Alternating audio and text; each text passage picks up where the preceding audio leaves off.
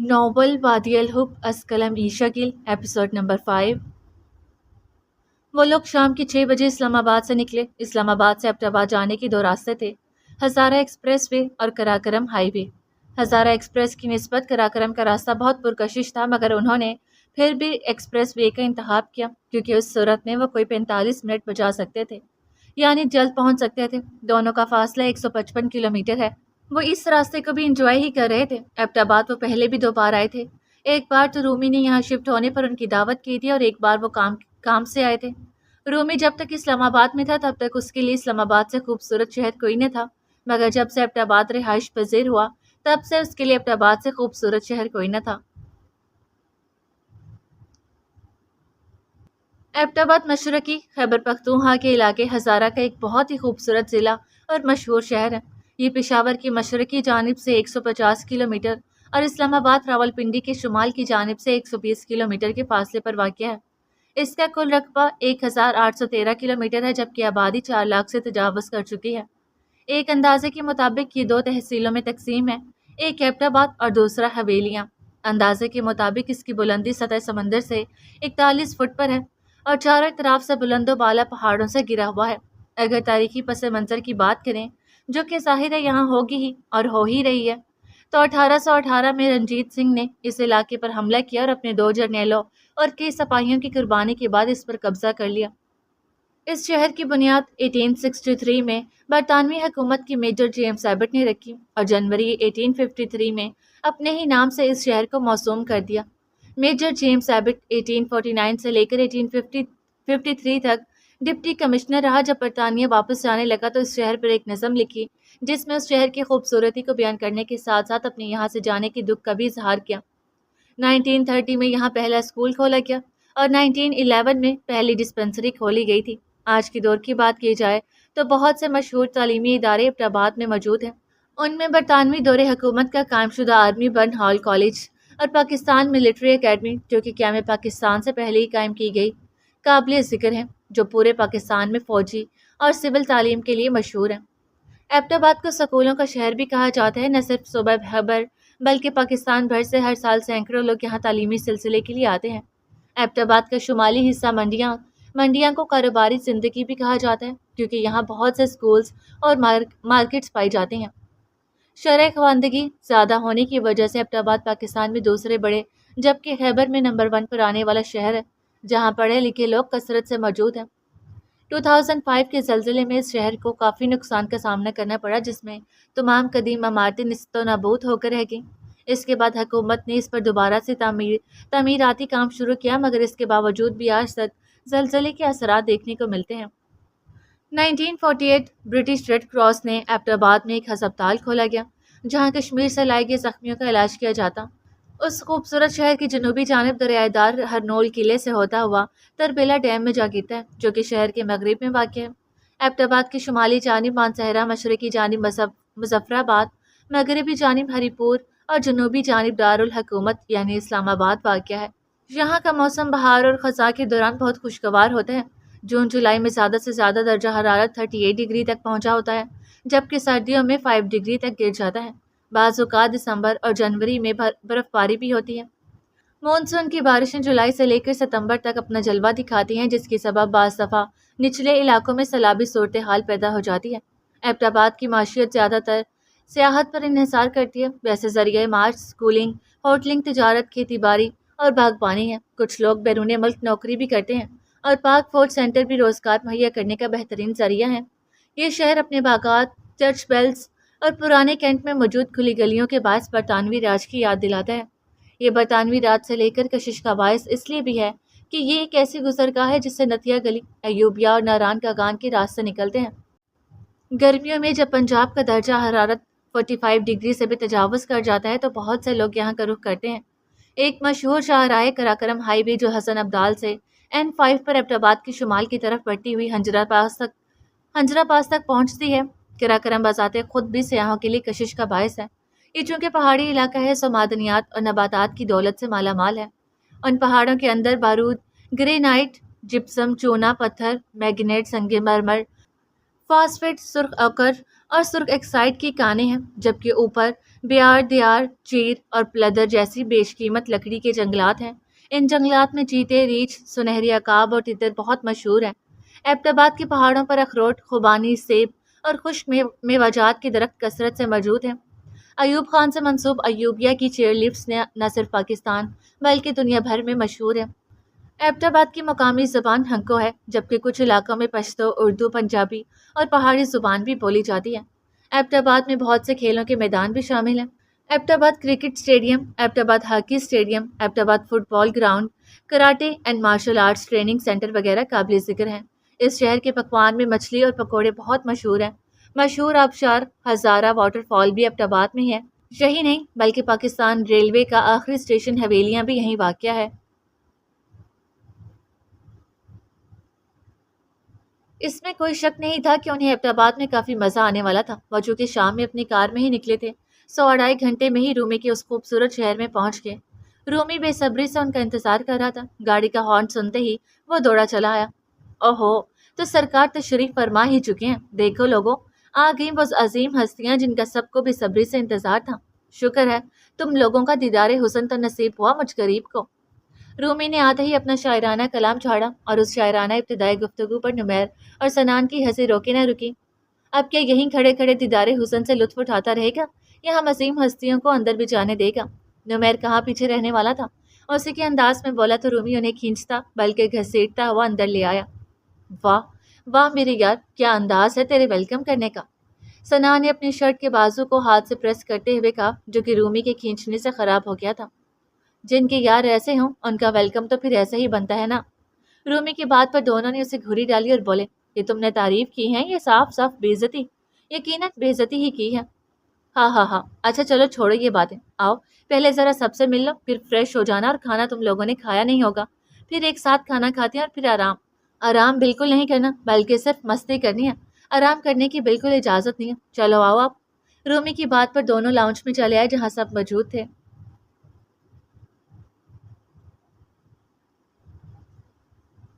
نہیں، ایک منٹ، تمہارے کہنے کا مطلب ہے کہ ہم تینوں اس ایک بیڈ پر ہی سوئیں گے؟ سنان کو رومی کی ایک ہی بیڈ پر سونے والی بات ہضم نہیں ہوئی۔ ہاں تو کیا ہے اس میں، اگر ہم تینوں ایک ہی جگہ سو جائیں گے تو؟ رومی کندھے اچکا کر بولا، کیونکہ اس کے لیے یہ بہت عام اور چھوٹی سی بات تھی، مگر سنان کے لیے نہیں۔ سنان کو اکیلے سونے کی عادت تھی اور کھلے بیڈ پر آرام سے ایک سائڈ سے دوسری سائڈ اور ایک کونے سے دوسرے کونے پر گھومے بغیر اسے نیند نہیں آتی تھی۔ اور رومی کی بات کا مطلب یہ تھا کہ آج سنان کو سکون کی نیند بالکل بھی نہیں آنے والی تھی۔ اچھا چلو چھوڑو تم لوگ سونے کی ٹینشن، اس بارے میں بعد میں سوچ لیں گے، ابھی تو بیٹھو اسی ایک بیڈ پر۔ نمیر نے مداخلت کرتے ہوئے ان دونوں کو بیڈ پر بٹھایا اور خود بھی نرم رضائی ٹانگوں پر لیے بیٹھ گیا۔ اور سناؤ، سب سیٹ جا رہا ہے تم دونوں کا؟ ارے ہاں ہاں، سب ایک دم سیٹ جا رہا ہے، بلکہ پہلے سے بھی زیادہ سیٹ۔ سنان نے رومی کی بات پر ہاں میں سر ہلا دیا، جبکہ نمیر نے چہرے پر خوشی کے تاثرات سجائے کہا، خیر تو ہے نا نمیر صاحب؟ لگتا ہے کوئی اندر کی خوشی باہر نکلنے کے لیے بے چین ہے۔ کیا بات ہے، صاف صاف بولو۔ رومی نے اس کے شانے پر ہاتھ مارتے ہوئے ایک آنکھ دباتے ہوئے ذرا چھچور پن سے کہا، شادی کر رہا ہے تیرا بھائی، اور وہ بھی اپنی من پسند لڑکی سے۔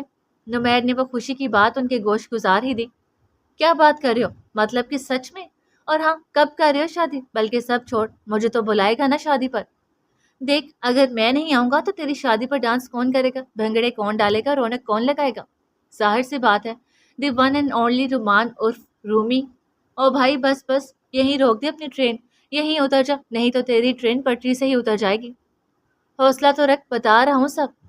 نمیر نے مسٹر رومان ملک کی چابی بند کی اور پھر بولا، آج کل گھر میں میری شادی کی ہی چرچے ہو رہے ہیں، تو میں نے سوچا کیوں نہ ہاں کر ہی دی جائے۔ اللہ کے فضل سے سیٹ ہوں کاروبار میں، تو اب دیر بنتی بھی نہیں، ویسے بھی بہت انتظار کروا لیا کچھ خاص لوگوں کو۔ خیر فی الحال تو 2 مہینے پار ہی سمجھو تم شادی کو۔ نمیر بہت خوشی سے سب بتا رہا تھا، جبکہ ان دونوں کی باتوں کو خاموشی سے سنتا سنان اپنی من پسند لڑکی کی دنیا میں پہنچ گیا تھا۔ واہ بھائی واہ، تمہیں تو تمہاری پری ملنے والی ہے، تمہاری تو زندگی بن گئی۔ رومی نے نمیر کی ہونے والی دلہن پریشے کے بارے میں کہا، جسے سب پیار سے پری کہتے تھے، اور وہی پری اب اس کی پسندیدہ دلہن بھی جلد ہی بننے جا رہی تھی۔ ویسے اچھا فیصلہ کیا تم نے، ہم بھی انتظار میں تھے کہ کب تمہاری شادی آئے اور ہم اس شادی کے کھانے کا لطف اٹھائیں۔ سنان نے بھی باتوں میں حصہ لیا۔ ارے واہ، یہ اچھا ہے کہ میری شادی کا کھانا تم کھا لو، مگر اپنی شادی کی خبر بھی نہ ہونے دو۔ تو بتاؤ، تم کب کھلا رہے ہو اپنی شادی کا کھانا؟ نمیر نے بھی اسے چھیڑا تو وہ ایک دم سے خاموش ہو گیا۔ کچھ لمحے کی خاموشی چھائی رہی، مگر پھر وہ زبردستی چہرے پر مسکراہٹ لاتے ہوئے بولا، ہو جائے گی شادی بھی، فکر نہ کرو، تم لوگ چیف گیسٹ ہو گے۔ بات تو مذاقن تھی، مگر لہجہ مذاقن نہیں تھا، لہجے میں اداسی تھی۔ نمیر خود کو ڈپٹنے لگا کہ کیسے بھول گیا کہ سنان کا دل ابھی بھی اسی وادی میں ہی ہے۔ وہ دونوں اب سمجھ نہیں پا رہے تھے کہ کیا بولا جائے جو اس بوجھل سے ماحول کو خوشگوار کر دے۔ اس سے پہلے کہ وہ بات پھیرتے، سنان بیڈ سے اٹھ کر کھڑکی کے پاس آ گیا۔ پردہ ہٹا کر باہر نظریں دوڑائیں تو ہلکی ہلکی برف باری ہو رہی تھی۔ باہر چند ایک لائٹس کے علاوہ کوئی اور روشنی موجود نہیں تھی۔ کتنا خوش قسمت ہے نا نمیر کہ جس کو چاہتا ہے اسی کو حاصل کرنے والا ہے ہمیشہ کے لیے، اور ایک میں ہوں کہ جس کی چاہت شاید عمر بھر کے لیے بس ایک لفظ چاہت تک ہی محدود رہے گی۔ کھڑکی کا شیشہ ایک طرف سے دھندلا سا گیا تھا، بے اختیار اس کا ہاتھ اٹھا اور اس کی انگلیاں اس شیشے پر وفا کے نام کی چھاپ چھوڑتی گئیں۔ وہ نام جو یہاں سے تو مٹ سکتا تھا مگر دل سے نہیں، کیونکہ دل پر نقش ہوئے نام کبھی مٹا نہیں کرتے جب تک انسان نہ مٹ جائے۔ کیا ہوا تمہیں؟ تم یوں منہ لٹکائی کیوں بیٹھی ہو؟ انشا تیسرا پیریڈ لے کر کلاس سے باہر چلی گئی کیونکہ چوتھا پیریڈ فری تھا۔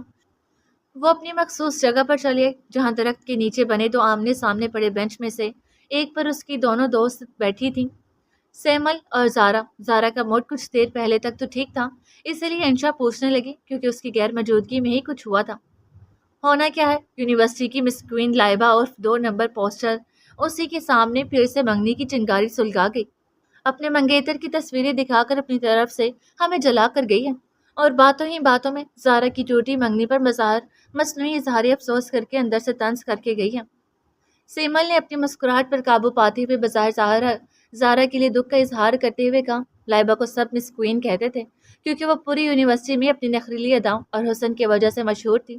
وہ ایک متوسط گھرانے سے تعلق رکھتی تھی۔ نخرہ اور غرور حسن تو شروع سے ہی تھا، مگر جب سے اسے آسٹریلیا کے ہینڈسم لڑکے نے پرپوز کیا تھا وہ تو جیسے ساتویں آسمان پر اڑتی دکھائی دے رہی تھی۔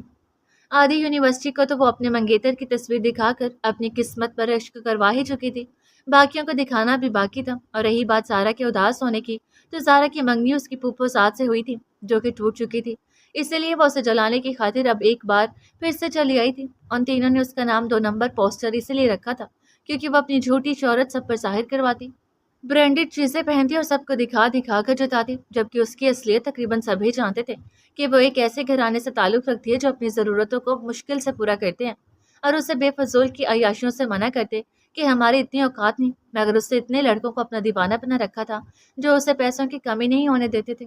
کبھی کوئی بھاری بھرکم سا گفٹ اٹھا لاتا تو کبھی کوئی، مگر جب سے منگنی ہوئی اس نے منگیتر صاحب کو اپنی فرمائشوں کے جال میں پھانس لیا، اسی لیے انہوں نے اسے 2 نمبر پوسٹر کا نام دیا جو کہ نام میں کھڑا اور کام میں گرا ہوا دکھائی دیتا، بظاہر دیکھنے والوں کو اپنی طرف اٹریکٹ کرتا مگر دوسری جانب سے خالی کھلی بے رنگ۔ ارے اتنی سی بات پر کیوں منہ بنا کر بیٹھی ہو؟ تمہیں تو پتہ ہے اس چھوٹی دنیا کا کہ کتنی جھوٹی اور جل ککڑی ہے۔ دیکھ نہ لے بس کہ کوئی سکون سے بیٹھا ہے تو بس آ جاتی ہے سکون برباد کرنے، دل پر نہ لے جگر۔ انشا نے اس کے کندھے پر ہاتھ رکھ کے اس کی ڈھارس بندھائی۔ خدا کے ہر کام میں کوئی نہ کوئی مصلحت ہوتی ہے، سو عمر عزیز کی 19 بہاریں اگر بے کیف گزری ہیں یارا، یا ہمارا حسن جہاں سوز کوئی جادو نہیں چلا سکا تو یقیناً اس میں اللہ کی کوئی مصلحت ہی ہوگی۔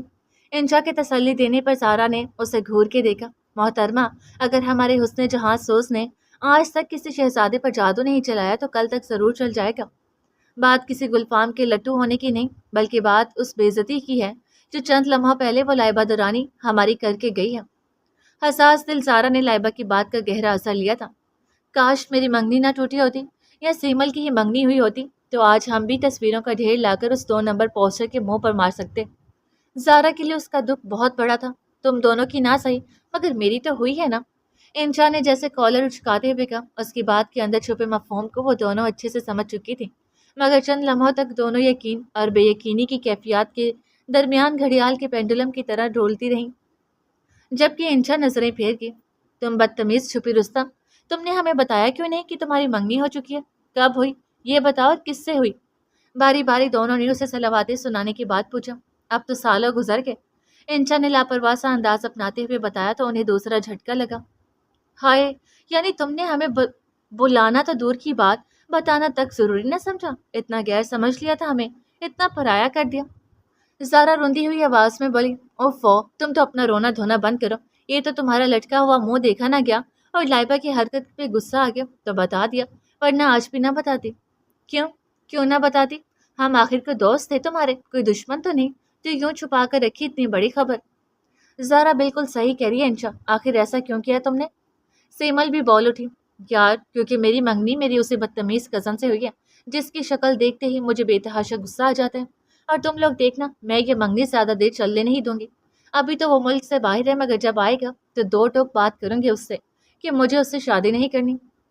انشا کتنے مزے سے یہ سب بول رہی تھی، جبکہ اس کی ان باتوں سے وہ دونوں آنکھیں اور منہ کھولے حیرت سے اسے تک رہی تھی۔ وہ جان گئی تھی کہ وہ اپنی کس کزن کی بات کری ہے، کیونکہ وہ کبھی کبھار اپنی ایک کزن کی بدتمیزیوں کے قصے بہت غصے سے سنایا کرتی تھی۔ یار وہ تو تمہیں یوں ہی تنگ کرتا ہوگا، ورنہ میری دوست اتنی پیاری ہے کہ کسی کو بھی محبت ہو جائے۔ سیمل نے یہ بات کہہ کر انڈائریکٹلی اسے یہ سب کرنے سے روکنا چاہا تھا۔ اس بدتمیز انسان کو نہ ہی کسی سے محبت ہو سکتی ہے، نہ ہی اس سے کسی کو۔ انشا پوری طرح سے بازل کے خلاف کھڑی تھی۔ ارے ارے، تمیز سے بولو، منگیتر ہے تمہارا۔ زارا اور دکھ کے ملے جلے تاثرات دیتے ہوئے بولی، آخر کو ایک منگیتر کی قدر اس سے بہتر کون جان سکتا تھا؟ یہی تو اس کی کمزوری، اس کی دکھتی رکھ تھی۔ اس سنجیدہ سچویشن میں بھی انشا اور سیمل کو ہنسی آ گئی۔ ویسے انشا، اتنا اچھا تو ہے تمہارا منگیتر۔ اوہ سوری کزن۔ انشا کی گھوری پر سیمل نے جلدی سے اپنے لفظوں میں ترمیم کی۔ ہاں اور نہیں تو کیا، جس طرح تم اس کی شرارتوں کا بتاتی تھی، یوں لگتا ہے جیسے وہ اوپر اوپر سے تو تمہیں تنگ کرتا ہے، مگر دل سے تمہارا بہت احساس محبت کرنے والا وفادار ہے۔ زارا اپنی ہی جور میں بولی کہ انشا کو کرنٹ ہی تو لگ گیا تھا جو وہ اس بات پر اچھل پڑی۔ اب ذرا یہ بھی کہہ دو کہ یہ تھا آج کے دن کا سب سے بڑا جھوٹ، یعنی باسل صاحب، اور وہ بھی میرے احساس مند اور وفادار جانے دو۔ یار کیوں موڈ خراب کر رہی ہو؟ انشا اچھا خاصا بیزار ہوئی تھی۔ اچھا چلو جانے دیتی ہوں، مگر ایک شرط پر کہ پہلے اپنی منگنی کی تصویریں دکھاؤ۔ سیدھی طرح کیوں نہیں کہہ دیتی کہ اس بکرات کو دیکھنا ہے تمہیں؟ کوئی نہیں ہے میرے پاس اس کی کوئی تصویر۔ انشا ناک سکیڑتی بولی، مجھے پتا ہے تم صاف جھوٹ بولی ہو، ویسے تو تمہارا سارا موبائل ہم نے چیک کر رکھا ہے، مگر ہو سکتا ہے کوئی ہائڈ البم بھی ہو۔ یہ کہتے ہوئے اسے انشا کا موبائل جھپٹا تو وہ چلائی، کیونکہ وہ ہائڈ البم واقعی میں تھا، مگر جب زارا نے نکالا تو منگنی کی تصویروں میں صرف انشا ہی نظر آئی۔ کوئی گفٹ دے رہا تھا، کوئی پیار تو کوئی پیسے۔ یار یہ تو غلط بات ہے، کم از کم ایک تصویر تو جیجو کی ہونی ہی چاہیے تھی نا۔ انشا کی خوبصورتی کی تعریف بھی کرتے ہوئے ساری تصویریں دیکھ لینے کے بعد انہوں نے کہا، کل تم اگر تصویر نہ لے کر آئی تو تمہاری خیر نہیں۔ زارا نے دھمکی دی اور انشا جانتی تھی کہ جب تک وہ انہیں تصویر نہیں دکھائے گی، ناراضگی کے ساتھ ساتھ یہ دھمکی روز سننے کو ملے گی۔ انشا نے زور سے اپنے سر پر ہاتھ مارا کہ اف کہاں پھنس گئی، اور پھر اپنا فیس بک اکاؤنٹ کھولتے ہوئے باسل کا اکاؤنٹ سرچ کیا اور ساری تصویریں نکال کر ان کے منہ پر دے ماری۔ لو دیکھو مرو، اب دوبارہ میرا سر مت کھانا۔ اور پھر ان کے پاس سے اٹھ کر چلی گئی، جبکہ وہ دونوں سر جوڑے ہائے کتنا ہینڈسم ہے کہتے ہوئے ساری تصویریں دیکھنے لگی۔ انشا یونیورسٹی سے نکل کر گاڑی میں آ بیٹھی، اس کے ذہن میں زارا اور سیمل کی باتیں گردش کر رہی تھی۔ اتنا اچھا تو ہے وہ، تمہارا کتنا احساس کرتا ہے، وفادار۔ اچھے کا اگر الٹ کیا جائے تو برا، احساس کے بجائے بے حس اور وفادار، مائی فٹ۔ ایک نمبر کا غدار، دھوکے باز، بے وفا انسان ہے وہ۔ بچپن کا دشمن کہا جائے تو کچھ غلط نہیں۔ انشا باسل کے ساتھ گزاری ناخوشگوار یادوں کو یاد کرنے لگی۔ میں تمہارے منہ نہیں لگنا چاہتی، اس لیے چپ رہو، بہتر ہے کہ اپنی بکواس خود تک ہی محدود رکھو۔ کب سے مسلسل بولتے باسل کو انشا نے ضد چاہ کر چپ رہنے کے لیے کہا۔ صبح باسل نے اس کے نوٹس کے ساتھ چھیڑخانی کی تھی، جس کی وجہ سے اس کے آدھے نوٹس ملنے کو ہی نہیں دے رہے تھے۔ پورا گھر چھان مارا، مگر باسل کی ایک ہی رٹ تھی کہ میں نے تو انہیں ہاتھ بھی نہیں لگایا، جبکہ انشا بخوبی واقف تھی کہ ایسی کارستانی اس باسل کے بچے کے علاوہ اور کوئی نہیں کر سکتا۔ اسی لیے صبح سے اس سے ناراض بیٹھی تھی، اور اب جب منہل کے ساتھ پارک آئی تو وہ بھی پیچھے پیچھے ٹپک پڑا۔ اس وقت وہ باسل اور منہل پارک میں چکر لگا رہے تھے۔ اور خدایا، ایک تو تم حدے سے ہی اکھڑ جاتی ہو۔ اچھا سوری انشا، یہ لو چاکلیٹ کھاؤ۔ باسل نے ڈیری ملک چاکلیٹ اپنی جیب سے نکال کر اس کی طرف بڑھائی۔ مجھے نہیں کھانے۔ اس نے بغیر اس کی طرف دیکھے کہا، لے لو، اب کیا تمہاری منتیں کروں؟ باسل نے زبردستی چاکلیٹ اس کی طرف بڑھائی۔ وہ ہمیشہ اسے زج کرنے کے بعد اس کی فیوریٹ چاکلیٹ سے اس کا موڈ بحال کرتا تھا۔ انشا نے اس کے بار بار کے اصرار پر چاکلیٹ اس کے ہاتھوں سے لے ہی لی اور کھولی، مگر اگلے ہی لمحے اس کا چہرہ خفت اور شرمندگی کے مارے سرخ پڑ گیا۔ چاکلیٹ کے خالی ریپر میں مزید ریپر ڈال کر اسے بہت خوبصورتی کے ساتھ چاکلیٹ کی شکل دی گئی تھی۔ خفت اور غصے سے بھری وہ چلا کر بولی، تم جیسے بےہودہ انسان سے جس قدر بھی اونچی حرکتوں کی توقع کی جائے کم ہے۔ وہ پوری قوت سے چاکلیٹ کا خالی ریپر اس کے منہ پر مارتی جلدی سے آگے بڑھ گئی۔ ہارن کی آواز سن کر انشا جیسے ہڑبڑا کر ہوش میں آئی۔ کیا ہوا چچا؟ ڈرائیور کی بار بار ہارن دینے پر انشا نے پوچھا۔ انشا بیوی آگے کافی رش ہے، معلوم نہیں کیوں؟ انشا ان کا جواب سن کر اچھا کہتی ایک بار پھر ماضی کی بلکہ بکرات کی اس کے ساتھ وابستہ ناخوشگوار یادوں کو سوچنے لگی۔ کیسی لگی آپ سب کو میری کھیر؟ ویسے مجھے پتا ہے کہ آپ لوگ میری تعریف ہی کریں گے، کیونکہ مجھے پہلے سے ہی پتا تھا کہ آپ لوگ میرے ہاتھ کی کھیر کھائیں گے تو انگلیاں چاٹتے رہ جائیں گے۔ آخر میں نے اتنی محنت اور وقت لگا کے اف میرے خدایا، کیا اس کو تم کھیر کہتی ہو انشا؟ شمائلہ تائی یعنی بازل کی ماما بیچ میں بول اٹھی، جبکہ انشا کی چلتی زبان اور خوش فہمی کو بریک لگی۔ کیا ہوا تائی ماں؟ ہونا کیا ہے؟ کھیر میں بھلا چینی کی بجائے نمک کون ڈالتا ہے، اور وہ بھی اتنی زیادہ مقدار میں؟ اب کی شمائلہ کی بجائے عروسہ نے جواب دیا، انشا یہ کھیر نہیں کڑوا زہر ہے، تم خود ہی کھاؤ اسے اب۔ منہل نے بھی پلیٹ پر ایک کھسکا دی، جبکہ انشا منہ اٹھائے ہکا بکا سی کھڑی سب کو تک رہی تھی۔ سنان نے بھی اسے افسوس کی نگاہ سے دیکھا، ایسے جیسے کہہ رہا ہو کہ جو کام آتا نہیں اسے کرنے کی کیا ضرورت ہے، کروا لی نا بے عزتی۔ اب باری تھی اس بکرات کی طرف دیکھنے کی جو بڑے پرسکون انداز میں بیٹھا ساری سچویشن کو انجوائے کر رہا تھا۔ ارے کیا ہو گیا اگر انشا سے غلطی سے چینی کی بجائے نمک ڈال گیا؟ اس پر آپ سب اسے ڈانٹے تو مت، ویسے بھی اس نے پہلی بار کھیر بنائی ہے۔ انشا تم دل چھوٹا مت کرو، میں ہوں نا، میں کھاؤں گا یہ ساری کی ساری کھیر۔ بازل نے کھلے دل سے کہتے ہوئے اس پر جیسے احسان کرنا چاہا۔ آج دادو اور تایا ابو کی فیملی کا ان کی طرف ڈنر تھا اور انشا نے اتنے شوق سے کھیر بنائی تھی، مگر یہ بکرات، ہائے کتنا حساس بچہ ہے میرا، کسی کو اداس نہیں دیکھ سکتا۔ دیکھ لو انشا کہ کتنی فکر ہے اسے تمہاری، ابھی سے اتنا خیال ہے تو بعد میں کتنا ہوگا۔ کاش کاش میں واقعی کھیر میں زہر ڈال دیتی تو آج اس کا پتہ صاف ہو جاتا اور اس غدار ہستی کا نام و نشان میری زندگی سے مٹ جاتا۔ یہاں کھڑے ہو کر جلنے بھننے کا کوئی فائدہ نہیں تھا، تبھی وہ پیر پٹکتی وہاں سے گیٹ آؤٹ ہوگی۔ انشا بی بی گھر آ گیا۔ ڈرائیور نے اطلاع دی تو وہ ماضی کی یادوں سے نکل کر ہال میں آئی اور گاڑی سے اتر کر گھر کے اندرونی دروازے کی جانب بڑھ گئی۔ اٹھ جاؤ شہزادو، ناشتہ کرنے کا ارادہ ہے بھی یا نہیں؟ صبح کے 9 بج رہے تھے اور نمیر اور سنان منہ تک رضائی تانے ابھی تک سوئے پڑے تھے۔ رومی نے ان دونوں کے اوپر سے رضائی کھینچتے ہوئے انہیں اٹھنے کا کہنے کے ساتھ ساتھ ناشتے کی دعوت دی۔ یار سونے بھی دی، ایک تو ساری رات تم نے باتوں میں لگا رکھا اور پھر اگر سو ہی گئے ہیں تو تم سے برداشت نہیں ہو رہا۔ نمیر نے رضائی واپس کھینچتے ہوئے کہا، جبکہ سنان نیند پوری نہ ہونے کے باوجود بھی اٹھ بیٹھا۔ رات کو باتیں کرتے ہوئے انہیں پتہ ہی نہ چلا صبح کے 4 بج گئے اور پھر نماز پڑھ کر وہ 5 کے بعد ہی سوئے۔ رات کو جو سنان ایک ہی بیڈ پر سونے والی بات پر حیران ہو رہا تھا، نیند میں اسے اندازہ ہی نہیں ہوا کب ان کے ساتھ ہی سو گیا اور اب رومی کے اٹھانے پر ہی آنکھ کھلی۔ اٹھ جاؤ، اگر ایسے ہی سوتے رہو گے تو گھومو گے کس وقت؟ کچھ جگہیں ایسی ہوتی ہیں کہ جن کا دیدار صبح کے وقت کی آنکھوں کو بھلا لگتا ہے۔ وہ دونوں آنکھیں ملتے اٹھ بیٹھے، منہ ہاتھ دھو کے کمرے سے نکلے تو ناشتے کے کوئی آثار دکھائی نہ دیے۔ ارے بھائی کہاں ہے ناشتہ؟ شور تو تم نے ایسے مچایا تھا جیسے ناشتہ پڑا پڑا ٹھنڈا ہو رہا ہے، مگر یہاں تو ٹیبل شیشے کی طرح بالکل صاف دکھائی دے رہا ہے۔ نمیر نے شیشے کے ٹیبل پر ہاتھ پھیرتے ہی کہا، ہاں بات کچھ یوں ہے کہ ماما تم لوگوں کے لیے ناشتہ بنوا رہی تھی، مگر میں نے ہی منع کر دیا۔ رومی نے دان دکھاتے ہوئے جواب دیا۔ اس بات پر سنان اور نمیر نے اسے بیک وقت گھور کر دیکھا۔ یعنی آج ہمیں خالی پیٹ رکھنے کا ارادہ ہے تمہارا؟ کیوں، صحیح کہا نا میں نے نمیر؟ سنان نے رومی سے کہتے ہوئے آخر میں نمیر کی حمایت چاہی تو وہ بھی ہاں میں سر ہلا گیا۔ ارے ارے اتنا لاپرواہ اور مطلبی سمجھا ہے مجھے؟ ناشتہ تو میں نے بھی نہیں کیا، اصل میں آج ہم ناشتہ باہر کریں گے، یعنی یہاں کی خاص اور مشہور ریسٹورینٹ میں۔ رومی نے فوراً اپنی جگہ کلیئر کی تو دونوں مسکرا دیا۔ ہاں تو چلو کرواؤ نا، یہاں کیوں کھڑے ہو؟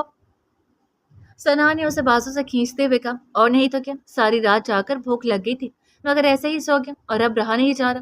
نمیر کی بات پر رومی جلدی سے ان کے ساتھ باہر نکل آیا۔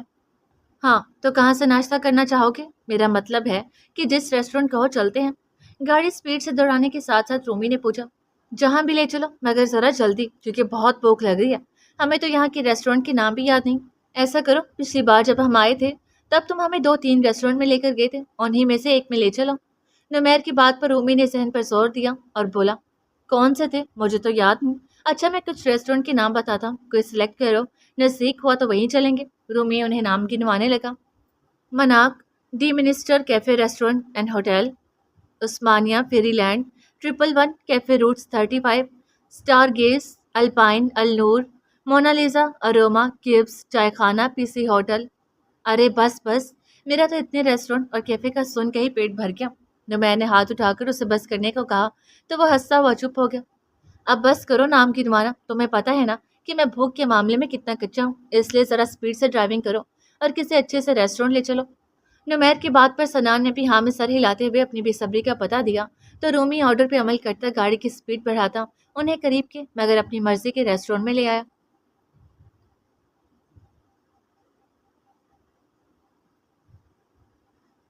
انشا یونیورسٹی سے واپس آتے لانچ کے دروازے تک ہی آئی تھی کہ کسی سے ٹکرا گئی۔ ہاتھ میں پکڑی اسائنمنٹ کی فائل زمین پر جا گری اور 2-3 صفحے تو فائل سے باہر بھی جھانکنے لگے۔ اوفو، کیا مصیبت ہے! وہ بغیر سامنے دیکھی زمین سے فائل اور صفحے اٹھاتے ہوئے بولی۔ کیا کہا؟ مصیبت؟ میں تمہیں مصیبت نظر آتی ہوں؟ اس آواز پر ایک دم سر اٹھا کر انشا نے اوپر دیکھا۔ سامنے منہل ہائی ہیل پہنے سینے پر دونوں ہاتھ باندھے کھڑی اسے گھور رہی تھی۔ اوہ، ارے ابھی آپ ہیں؟ نہیں نہیں، آپ بالکل بھی مصیبت نہیں بلکہ مصیبت کی بھی اماں ہے۔ اصل میں میری ہی غلطی تھی، میں نے ہی دیکھا نہیں، سوری۔ منہل سے الجھنا یعنی بھینس کے آگے بین بجانا، اس لیے اس نے فوراً اپنی غلطی تسلیم کی، جبکہ دوسری طرف منہل بھی بغیر سامنے دیکھے موبائل ہی استعمال کر رہی تھی، تبھی ٹکر ہو گئی۔ کافی سمجھدار ہو گئی ہو۔ منہل اسے اسمائل پاس کرتی سینے پر بندے ہاتھ کھولتی پھر سے موبائل پر لگی اور صوفے پر جا کر بیٹھ گئی۔ اف، یہ اچھا ہے، نہ چاہتے ہوئے بھی خود پر سارا قصور ڈالا، اور آپ ہی کو تو دیکھو، اتنا نہیں ہوتا کہ کبھی پوچھ ہی لیں۔ ہاں میری بہن، تمہاری اسٹڈی کیسی جا رہی ہے؟ یا کم از کم یہی پوچھ لیتی کہ کالج سے آئی ہو، کیا کھاؤ پیو گی، نوری سے کہہ کر جوس منگواؤں؟ پر نہیں، انہیں تو خود سے ہی یہ ابھی تک وہیں کھڑے کیا بڑبڑ کیے جا رہی ہے۔ جاؤ میرے لیے فریش ایپل جوس بنا کر لاؤ، قسم سے کچھ ٹھنڈا پینے کو بہت دل چاہ رہا ہے۔ منہل نے بڑی بہن ہونے کا روب جھاڑتے ہوئے کہا۔ کیا کہا؟ جوس بنا کر لاؤں گی، اور وہ بھی میں؟ انشا نے حیرت سے خود کی طرف اشارہ کیا۔ ہاں ظاہر سے بات ہے، تم کیوں؟ بہن ہو، تمہاری کوئی دشمن نہیں جو اتنا مشکل لگ رہا ہے تمہیں میرے لیے ذرا سا کام کرنا؟ منہل کچھ جذباتی سے ہوئی، خام ہاں میں ہی۔ ارے نہیں نہیں، میں تو کہہ رہی تھی کہ جوس بنا کر لاؤں گی، اور وہ بھی میں بالکل ابھی بنا کر لاؤں گی۔ انشا منہل کے ڈرامے پر اندر سے جلتی مگر بظاہر مصنوعی دانت دکھاتی ہوئی بولی اور جانے لگی، تبھی منہل کو کال آ گئی۔ ہاں ہاں روشیل، بالکل فری ہوں، آ جاؤ پھر بیٹھ کر خوب باتیں کرتے ہیں۔ اوف، اب یہ جلادنی کدھر سے ٹپکنے لگی! چڑیل کہیں گی، میرے سامنے تو نہ ہی آئے، مگر یہ آپ ہی؟ ہاں ویسے صحیح ہے، کیا خوب بنے گی جب مل بیٹھیں گے پاگل دو۔ انشا کو اپنی آخری بات پر خود ہی ہنسی آ گئی اور اس کی ہنسی سے صوفے پر بیٹھی منہل نے گردن گھما کر دیکھا۔ تم گئی نہیں ابھی تک، یہیں کھڑی ہو؟ انشا ایک دم اچھلی۔ بس جا ہی رہی ہوں۔ وہ دوڑ لگاتے ہوئے کچن میں آئی اور نوری کو فریش ایپل جوس بنانے کا آرڈر دیا۔ ویسے یہ غلط ہے انشا باجی، آرڈر آپ کو ملا ہے اور آپ اسے اب مجھ پر لاد رہی ہیں۔ نوری کے کان شاید باہر لانچ میں ہی لگے ہوئے تھے تب کے۔ نوری کی بچی، تمہیں اور کوئی کام نہیں ہے دوسروں کی باتوں کی چٹخارے لینے کے علاوہ؟ تمہاری کلاس تو میں بعد میں لگواؤں گی، ابھی کرو جو کہا ہے۔ اور ہاں ایک اور بات سنو، جب جوس بن جائے تو دینے مت پہنچ جانا، آرڈر مجھے ملا ہے تو پورا بھی میں کروں گی، لیکن صرف پیش کرنے کی حد تک۔ انشا کی آخری بات پر نوری بھی ہنس دی اور بولی، انشا باجی تیز تو آپ بھی بہت ہے، یہ تو وہ حساب ہو رہا ہے، کام سارا میرا اور نام سارا تیرا۔ اچھا اچھا میری ماں، اب بناؤ جوس، میں جا رہی ہوں چینج کرنے۔ اور سنو، یہ جو اتنی ہی کان لگانے والی عادت ہے، جب وہ جل ککڑی، میرا مطلب ہے کہ روشیل آئے گی تو سننا ذرا کہ یہ دونوں محترمائیں کیا باتیں کرتی ہیں۔